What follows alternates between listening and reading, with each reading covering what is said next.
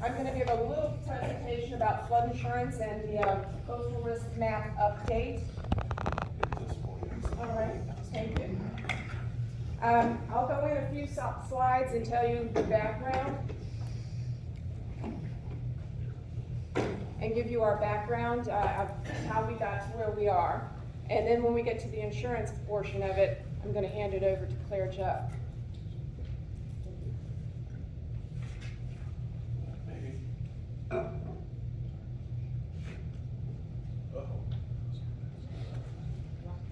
Hit enter.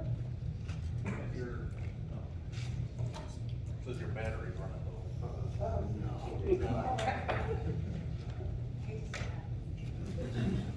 Just a little glitch. I do give this presentation at the local libraries, so if you know somebody that you think would benefit from it, you can look on the library websites and see when the next one's up. We welcome everybody. There we go. Thank you. All right, the National Flood Insurance Program. It was developed in 1968 by Congress, and it was in response to floods that had been occurring across the nation. They tried to implement it back in the late 50s. It took until 1968 before it actually became implemented. The purposes of the National Flood Insurance Program are to provide flood insurance to communities that participate in the National Flood Insurance. The minimum requirements of the National Flood Insurance Program is that you adopt the minimum standards. Those minimum standards are part of the CFR 44. Charlotte County joined the National Flood Insurance Program in 1971. That's when we got our first flood maps.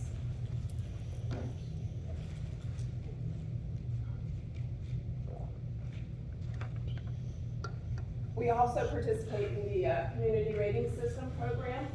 We are a Class 6 community currently.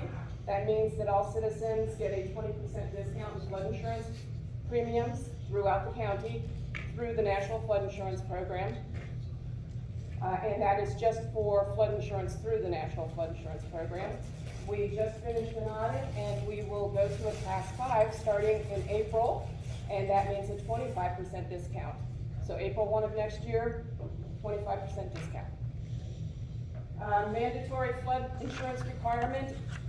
If you are located in a flood, a high-risk flood area, and you have a federally backed loan, you are required to carry flood insurance. Sometimes it's a banking policy that you're required to carry it whether or not you're in a flood zone. I haven't seen it, but I have to put that out there because when I say it'll never happen, it'll happen. The flood insurance rate maps determine whether you have to carry flood insurance. And this is where we get into risk rating 2.0, and I'm going to pass the baton to Ms. Claire. Thank you.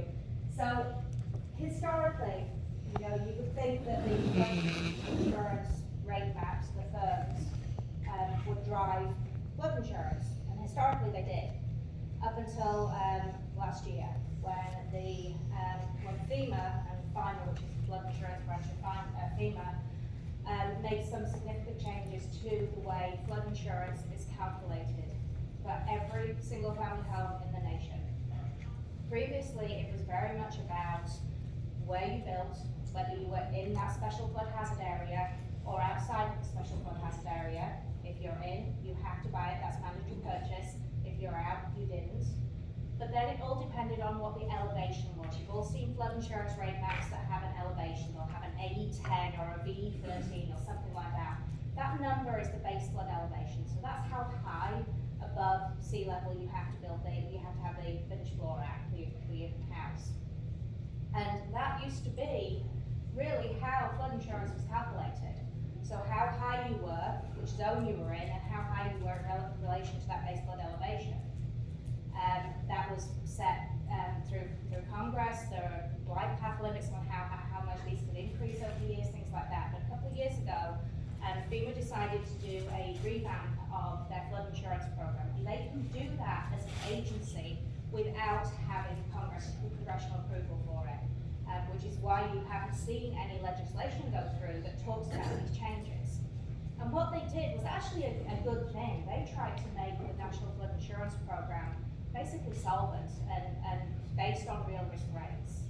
This started back in 2012 with the Biggest Waters 2012 BW12 Act, which if any of you were around at that time, you will see flood insurance premiums that went skyrocketing. I mean, we had one in this county that was $35,000 for a year for flood insurance coverage of $250,000.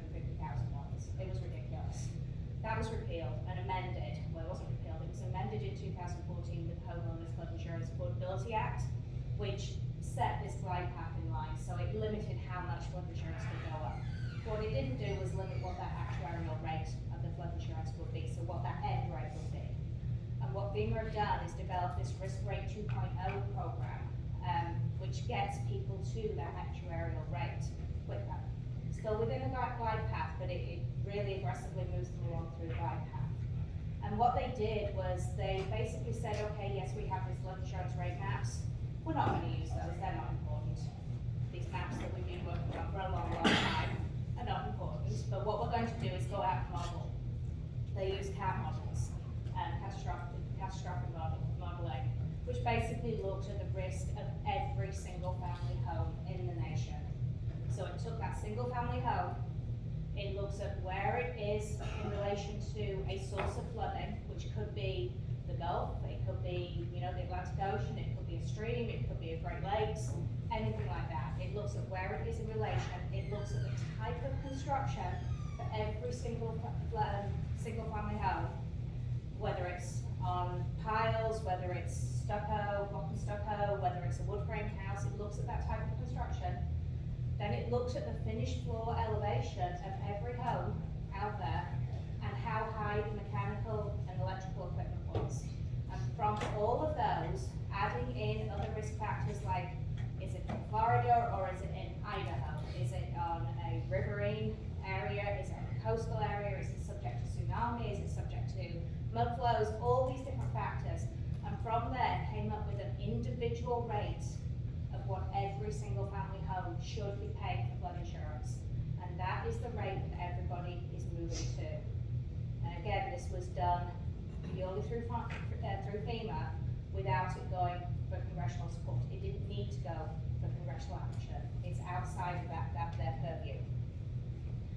The problem is, and I've had lots of conversations about this with FEMA, is they did all this great stuff with Risk Rate 2.0 and flood insurance, but you've still got floodplain management over here, which is the mandatory purchase, it's the flood insurance rate maps, it's how you guys need to build when you're in the special flood hazard area, it's the community rating system program, it's all that regulatory stuff that we have to deal with is now not connected with flood insurance. So it makes it a lot more complicated. If any of you have heard me talk about flood insurance in the past, you'll have heard me say, well, it's very easy. If you elevate 1 foot above base flood elevation, you're going to get a 10% discount on your flood insurance. 2 foot, 20%. 3 foot, 30%. I can't say that anymore because I don't know. I don't know what the engine will do with an increase in elevation. I can tell you the higher you go above base flood, the lower the cost of flood insurance, but I can't tell you how much. I can't quantify that for you.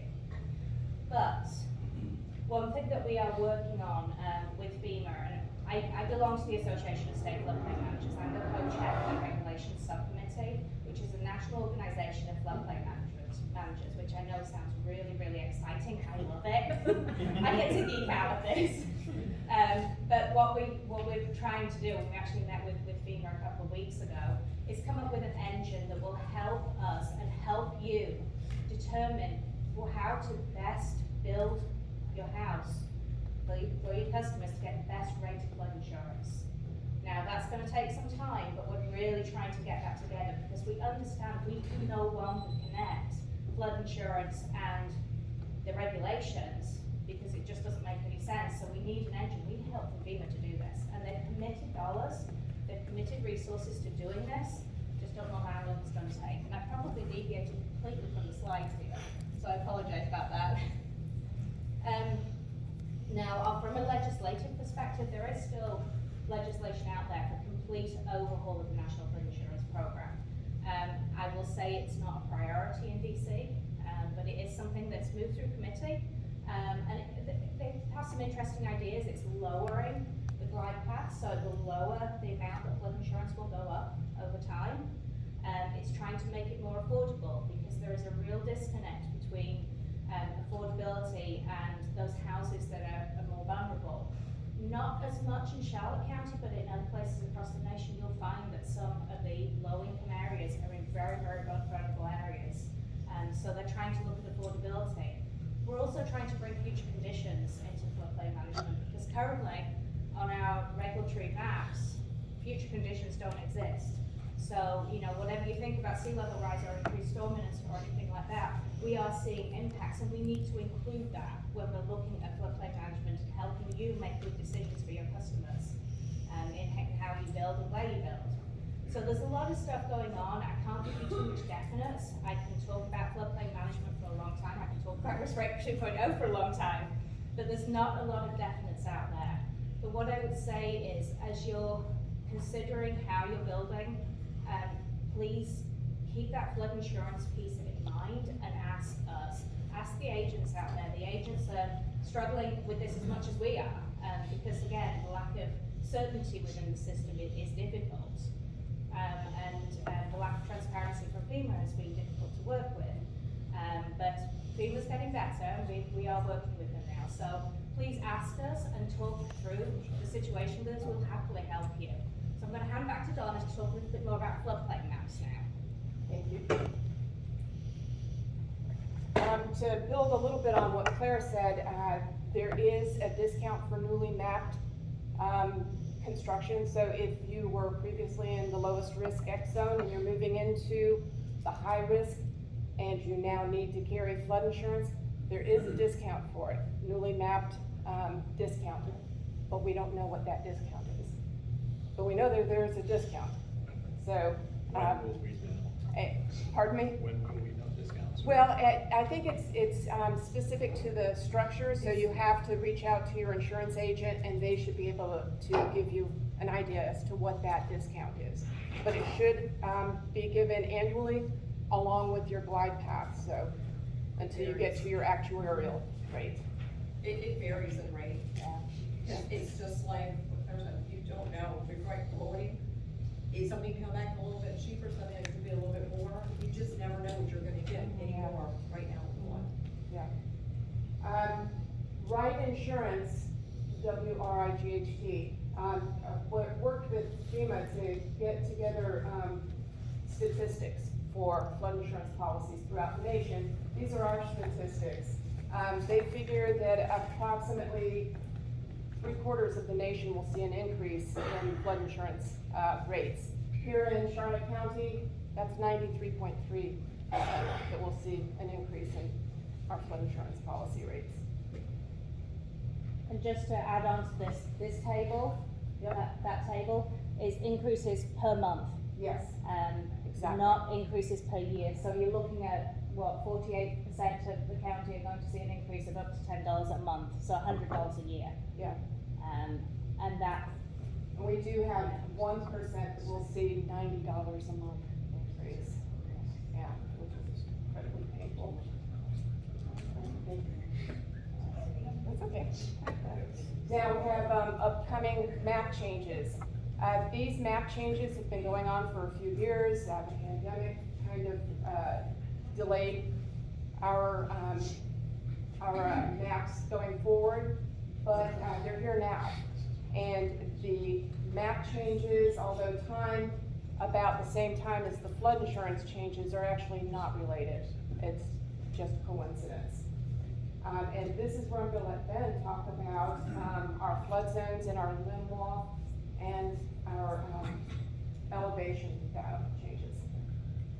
So many of you have probably seen our preliminary maps online. If you haven't, you can go to our website, do a search for flood info, and we've got a comparison, which actually will show up on the next slide. But we have a couple wrinkles in this flood change. We have a new flood zone, which is a coastal A zone. The coastal A zone is determined by what we call the LIMWA, the limit of moderate wave action. So currently, when we think of a V zone or velocity zone building, that is taking into consideration waves of 3 feet or more. Well, FEMA said, well, we're seeing that there is damage from waves that are less than 3 feet, so we need to create another zone to accommodate for waves from 1.5 feet to 3 feet.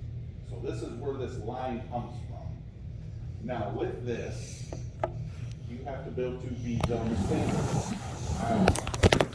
So when you look on our preliminary maps, you're gonna see a dark black line, and that black line is gonna be that Lindwall line. And if you are seaward of that, that basically means you're gonna have to build on piles. Now, there is an exception that you can do a backfilled stem wall in certain occasions, but that really is, I leave that up to the engineers and the geotechs that can support that, and if they wanna sign off on something like that.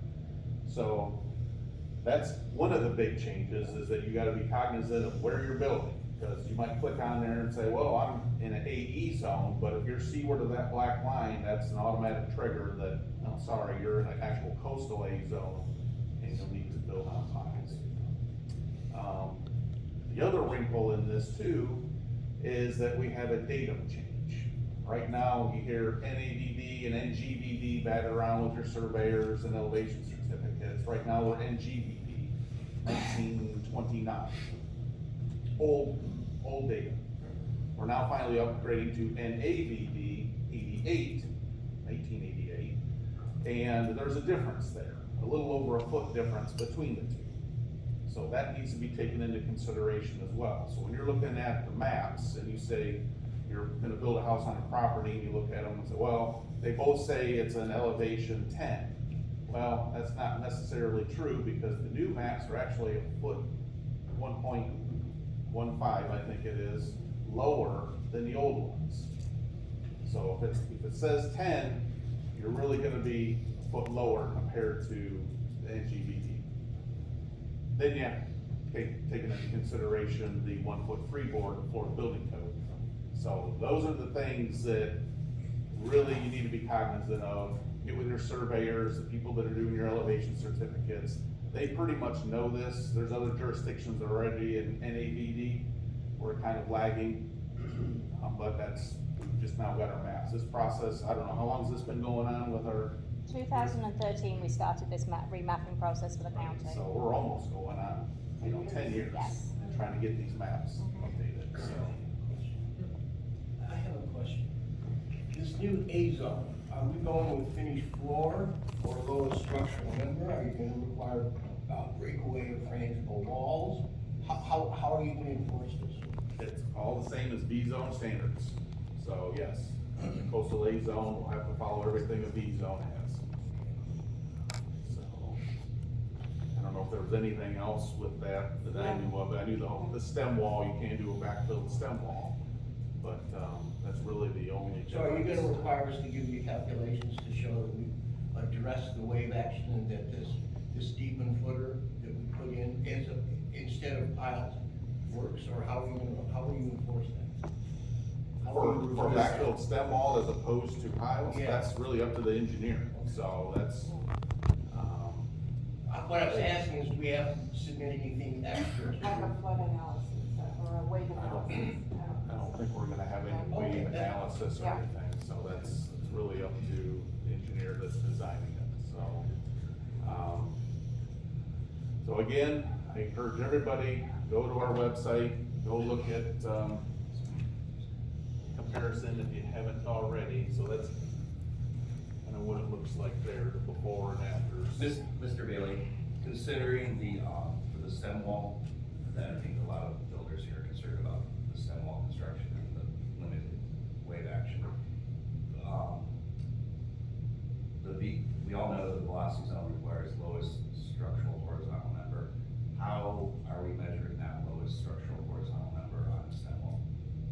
It's a good question. I think it's gonna have to be to the finished floor. That's- Yeah. So it would be that perimeter with the top of our stem wall, the top of the structure on the stem wall. We'll probably have to get back to you on that one. That's really, I think, the burning, what everyone here knows what that's coming, but it's like, Yeah. how is it affecting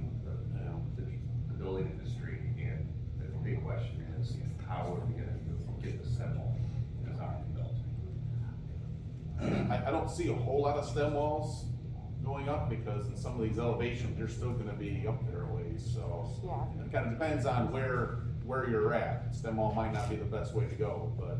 Well, West County there's gonna be a lot more limited wave action there, and Right. flood zones are going down in Right. general.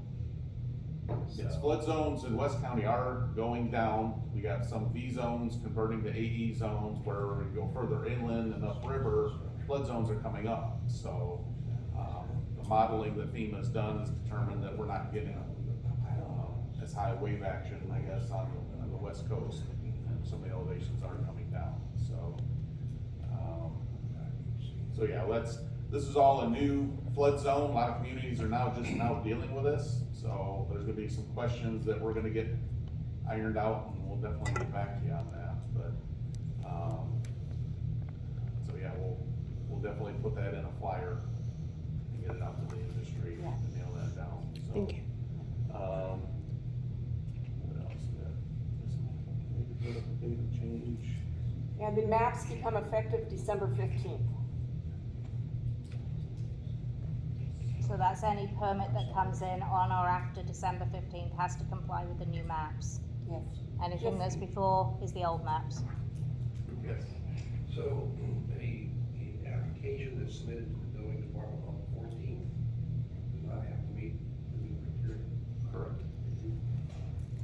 But keep in mind that that link is no longer there between flood insurance and the regulation piece. So if you come in and you're bringing something in that's gonna end up being lower than base flood elevation, you may want to check that with an insurance agent first to see what that's gonna mean in terms of flood insurance moving forward for your client. Because you're gonna meet the regulatory requirements, but put your customer kind of in a bad spot, because now they're gonna have a higher Yeah. premium on their flood insurance. What about fill? In the limited wave action area? That's the same as the V zone, so it can't be structural fill.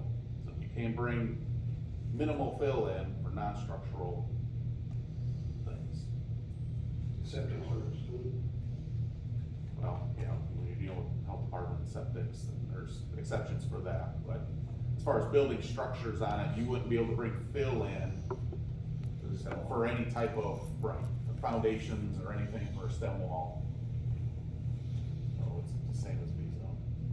If you're using our GIS mapping application and you use the contours that we have online or the spot elevations, those are all in NGVD datum. So bear that in mind when you're looking at the newer NAVD 88 elevations. You have to do a convert. You have to make it apples to apples or you'll be off. So is our scour number still 3 feet in order to wave action like it is for the It's velocity? 2.4. 2.4, Yeah, it's 2.4. 2.4, yeah. And that's for the velocity zone, and it's gonna be the same for what is the wave action? Even though the wave action is less. Yes. Yes. So in that case, you know, they It's- provide an alternative analysis, I guess, right? We get those numbers from DEP, Yeah, so yeah, that's all based on. I'm not aware of DEP. them changing those numbers, but No, they that's something that just, we can ask them about too. so. well, they can That's do CERT, a, coastal construction. they can do a determination for Yeah, a you can do specific individual. size, yeah, to But DEP. that's speaking of C-word of the coastal construction line, right? Yeah, So we're talking, most of this limited wave action is gonna be behind it, yeah, with leeward of the Yeah. coastal construction line, so DEP's not involved in that case. right. Yeah, we just, To be all we have is the Right, that's- 2.4, yeah. To be determined, for the scour and stuff. Right, site specific. So, Two questions related to the datum change. One is insurance related. Let's say you're in 9 now, and a 9 then, so before and after. And we all know that there's roughly about a 14-inch difference in the datum. How is that, so the houses that are being built now and prior that are compliant, now they're non-compliant? What is that? And I know you're protected 18% a year. Yeah, it's 18% is what it's been going up each year until it reaches full rate, full premium. But it's gonna still be location based. I mean, I know because you're shaking your head, it's gonna be location based, we don't know, because it changes. I mean, I live in Waterford, everybody knows where the Waterford is, we're not on canals, we're not even where, and now it's being mapped into a flood zone. And so everybody there that has a mortgage is gonna be required to carry flood insurance. Well, we just ran the numbers for those houses built in 2020, 2021. You're looking at $4,000 for flood insurance on a villa, not a house, a villa. I mean, and if you take it out, it changes, so it just depends, because waterfront is where it was just recently built. And those are all at the base of what it should have been at the 9.5s, and it's still coming back in the rates. So it's not really something that you can answer quite yet, because they're still determining. My understanding, when I took 2 flood costs just recently, webinar classes, 3 hours each, and they are changing. So by December 15th, they even said it will change, it will adjust again. They do not have it set in stone. They are adjusting it as people and more data is coming out, they'll adjust it and change it. But right now, to answer your question, we can't, because we don't know. We just know that they're definitely gonna see an increase in premium. Absolutely, an increase in premium. With the datum change in the houses that are compliant today, then comes to mind the 50% rule. So automatically, all the houses, if they want to do a remodel or renovation, they're all now susceptible to 50%. Yeah. Absolutely.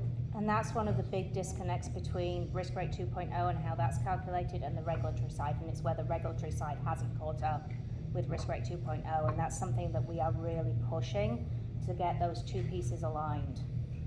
So we don't land ourselves in loopholes like that, but at the moment, yes, it would be considered non-compliant, so it would have to meet 50%. And that also brings you into ordinance of law coverage on your home insurance policies, because that, for a long time, we really haven't hit that 50%. You've been with Charlie, it was either a completely demolish or it was a small remodel. But that goes into that ordinance of law coverage on those insurance policies, because a lot of the agents in town and all over the state of Florida, they're doing 25%. Well, we all know that they probably need 50% ordinance of law coverage, because they're gonna have to be rebuilt back, the undamaged portions of it. So that is something that's gonna have to be factored in, because you have to make current ordinance of law, which is flood all day long. And that's where we're gonna hit up against, is the situation in that problem, that 50% rule. And with the 50% rule, there's always the option to get a private appraisal. And of course, in today's market, that's really benefiting homeowners. And that gives them more money for projects to use. Yes. I've got 2 questions. My understanding is all previously issued loaners are gonna be taken from out.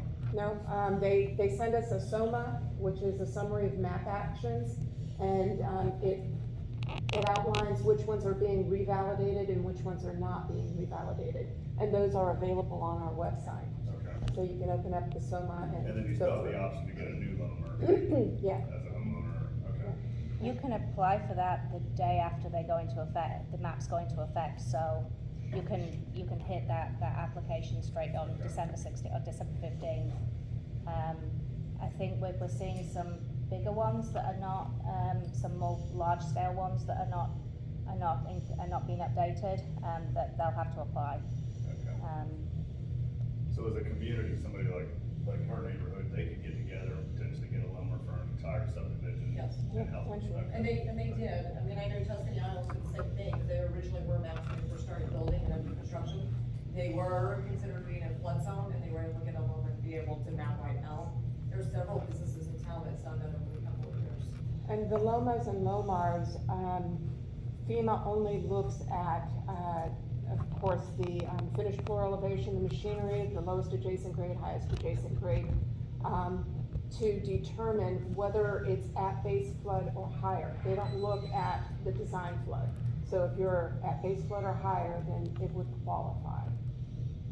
So one thing we did, when this remapping project first started, which I think has benefited the community and certainly made our flood maps more accurate, is all of those elevation certificates that you've been giving us over the years, over 100,000 elevation certificates that I think it was 100,000, it's a lot of elevation certificates anyway.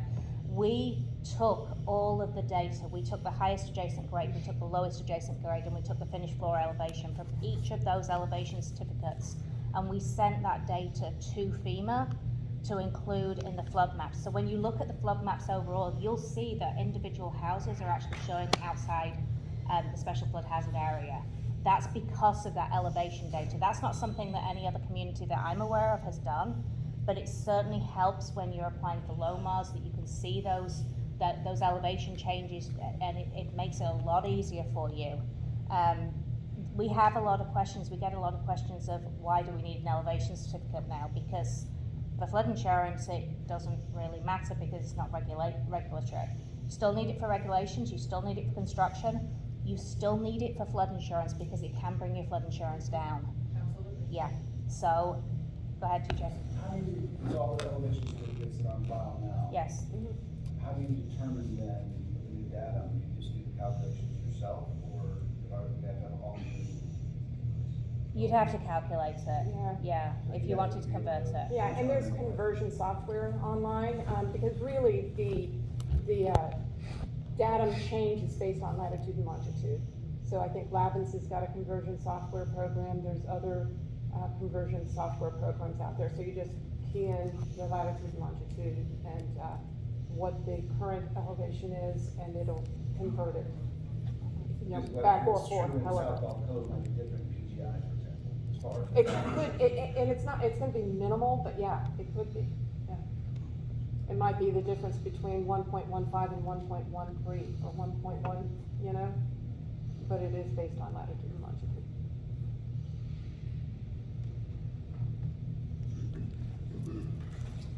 All right, well, this is another way to get to our preliminary map too. Go to the map gallery. And there's my phone number, so if you have any specific questions, feel free to call. So really, whatever questions you have, I mean, we're here as long as you need us to answer whatever we can answer. We'll do our best. And I know that, you know, you think of questions like an hour later, and think, oh, I should have asked that question. That's, yeah, just give me a call, email us, you know, we'll answer it and help you out any way we can. Ms. Bailey, I was in a Yes. public presentation you did. at the Yeah, I Treasury. remember you, yeah. And you had touched on something that I think might be relevant to the general audience here. Rather than updating the elevation certificates, individual homeowners can do a letter of flood zone map determination. Is that the correct terminology? I can provide a flood zone determination. And that's what the property owner would take to their insurance company to make sure they've got the correct. No, the elevation certificate is what they need to go to, insurance companies. And, you know, insurance companies will tell you that they don't need an elevation certificate to rate, your home, but really, the elevation certificate will rate you accurately.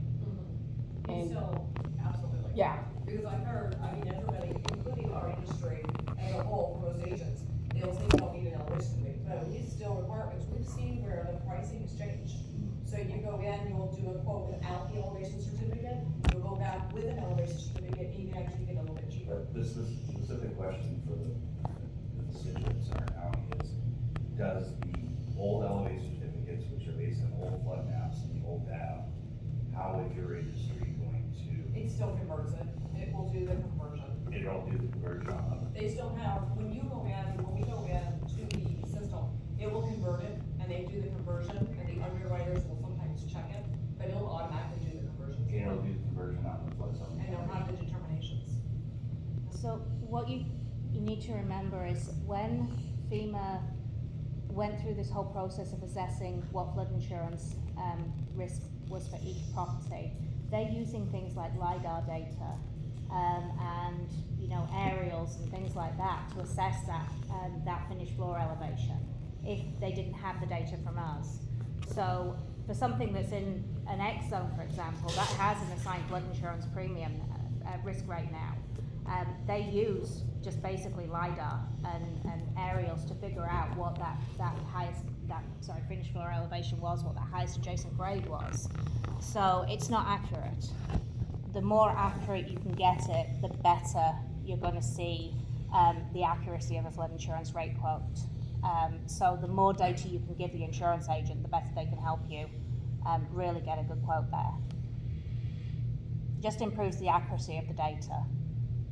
And it's critical if you're going into a map, if you're moving from the lowest risk to the high risk flood zone. And with that said too, our surveyors are pretty busy. So you may, if you need an elevation certificate, you may want to consider scheduling one soon because, you know, December 15th is not that far away. And like I said, the surveyors are very busy. Yes?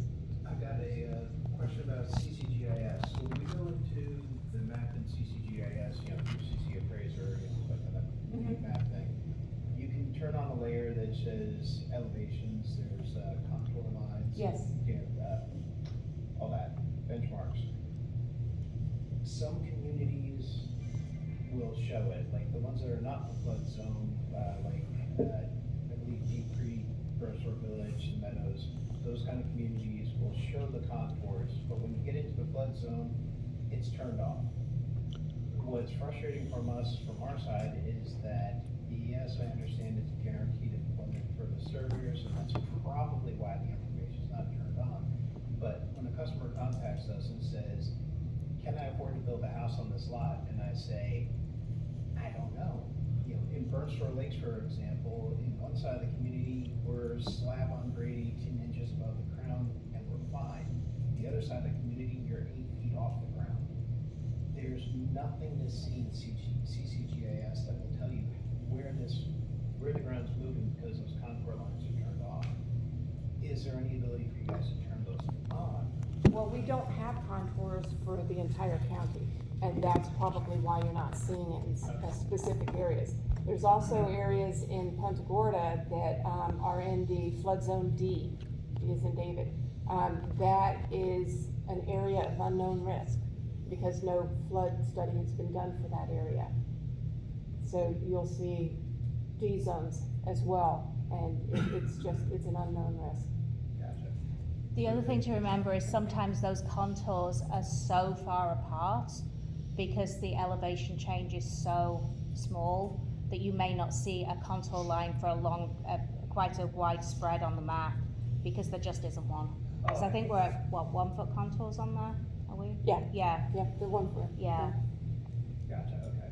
So it's not that they're turned off, it's that you guys just don't have. We may not have it for that Yeah. area, and as Claire alluded, it may be that 4 foot runs for an extended period of time because, you know, we're pretty flat here.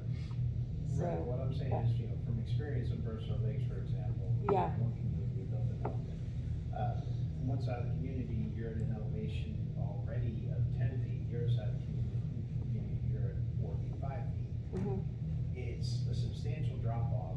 Right. You know, But we may not have contours for Right. that area. It's not that they're turned off. We can check Burnstall Lakes. It might be worth just having a look and Yeah, see yeah. what's We'll going look. on there. And then the second question, excuse me, if we're currently in an NGVD 9 foot and it's going to an NAVD 9 foot, with the NG, we had to go a foot higher by Florida statute, so we had to build 9 foot plus 1 10 foot. Under the new one, it's saying it's still 9 foot, which was technically gonna be the same. 10 foot, and then now But now we gotta add. the 11, top. correct. So we're gonna keep the 1 foot freeboard on top of it. Oh, yeah, absolutely. In reality, it's 24 plus inches. Yeah. Gotcha. Which is cost. Yeah. Remember Most the, customers don't want us to climb any more steps than they have to. Yeah. remember that 1 foot freeboard is Florida Building Code. That's not a local higher regulatory standard. It's in the building code. So that's statewide. An existing policy, flood policy, let's say it's $600 a year. And that customer goes to sell their house, and that policy, let's say it lapses for some reason. Second part of the question, now it's $4,000 or $5,000 a year. My understanding is FEMA will grandfather if that policy does not lapse. Or if it does not lapse, it can How transfer. transferable is Yeah. the question from one owner to the other? Is that based on the carrier? No, you can still transfer, as long as they have an existing flood insurance policy in force, it can be transferred to that new owner, absolutely. That's But if automatic. it's not, then there's a lot of them, we've seen lately, that they're canceling their flood policy because they paid off their mortgage and then they sold Yeah. their house a year later. And now they have to start out a whole new policy with new flood rates. And also remember that transferability is specific to the National Flood Insurance Program. Exactly. Yeah. If somebody's going from private flood insurance to It doesn't NFI, count. it doesn't, Okay, it so doesn't that transfer. carrier can't say, oh, I don't like the new owner, or I don't wanna deal with the new owner. No, they No. don't discriminate at all, there's no discrimination at all, but that is a very good point to bring up, because somebody could say, well, I'm selling my house, and tell the realtor or whoever that they have a current flood insurance policy, and we've actually had this happen, well, they have a flood insurance policy, but it's a private insurance flood policy. FEMA does not consider that to be current flood insurance. No. Right. So we That's- gotta determine if it's private that they currently have, or do they have an actual FEMA right to wrong company. But at the end of the day, from the time December 15th happens, 2022, everyone will be paying the actuary rate within 5 years. Well, no. No. That's an NFIP regulation. No. No, Go ahead. go ahead, I don't want to. Because whenever there's a map change, that it's 5 years, it's NFIP, it's in the. No. It's in the regs. So you still have that 18% glide path. So they Up to 5 years. no, it will go longer. That 18% glide path that carries on until you meet that actuarial rate.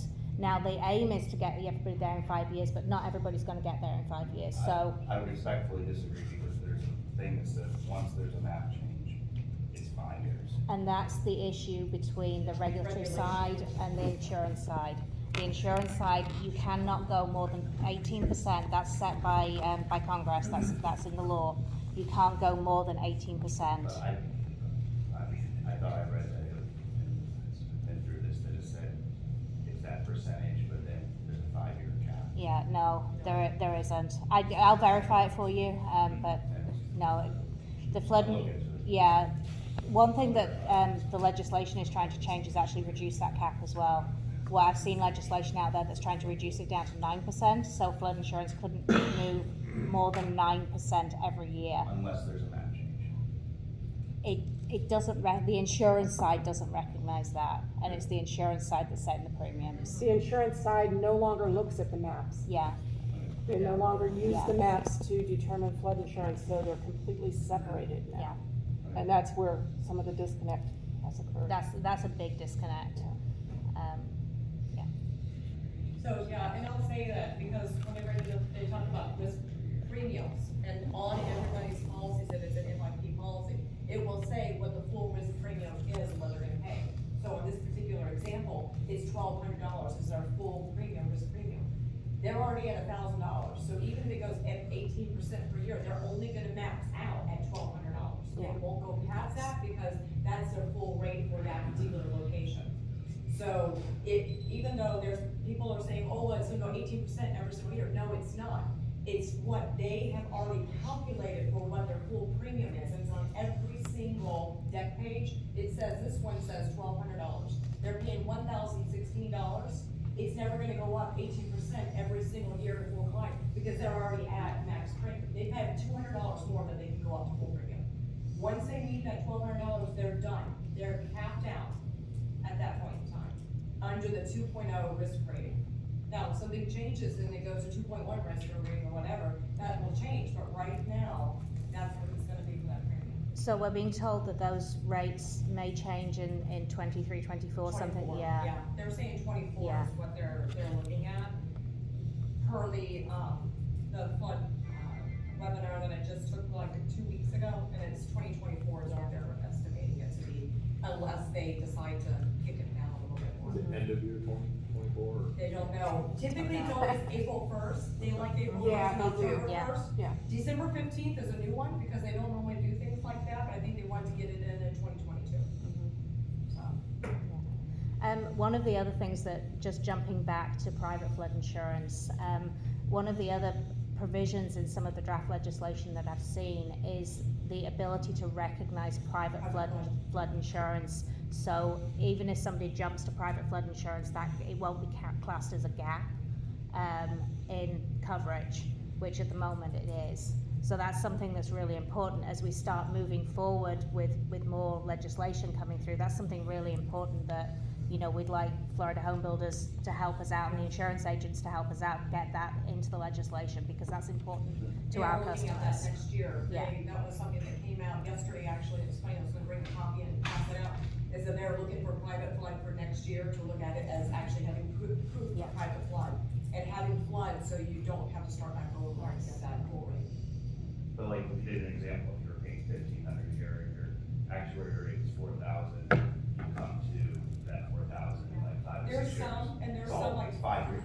I don't have it today, but there's a client of mine who had full premium on there at $4,300, and right now they're at $2,200. So That that's means 3 that they years. could go up 18% until they meet that full rate. In 3 years, so it's 5 years, Yeah. it's like Well, not fine, but until they get to full rate. maximum. I have a customer right now that's quoted 7,000, Yeah.